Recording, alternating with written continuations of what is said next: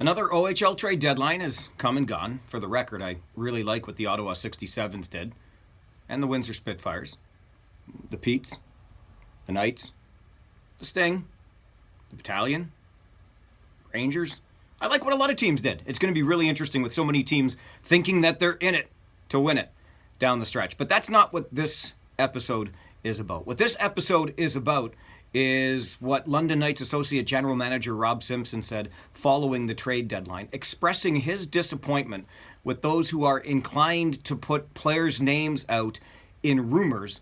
And when I say put those names out, I mean publicize them on the internet where, everybody can read them, including the player that you are naming. And if you are naming a player, but you are not certain that that player is about to be moved, do you think about the impact that social media post has on that player, on that player's family?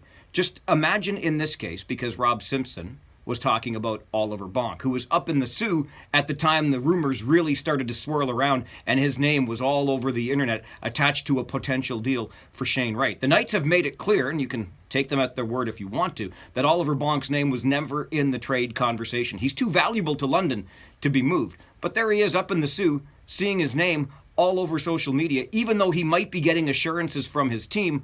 That's probably pretty unsettling. What if that was your kid? Would you think differently about what you're putting out by way of fact when in fact it's only a rumor? And would that maybe make you reconsider? A long time ago, when I was just in broadcasting school, and that's 30 years ago now, I went to a seminar and it was led by a really highly regarded journalist. He'd worked at the CBC, the BBC, he'd covered wars. And he said there are three important things when it comes to a news story. He said, get it fast, get it first, get it right. And I thought about that while he was finishing his presentation, and then I went to talk to him afterwards, and I said, loved what you had to say, but I'm not sure you have those three things in the right order. Look, when you're in the news business, you want to be the news breaker. I get it. There's a thrill from that. There's a reputation that you can build on that.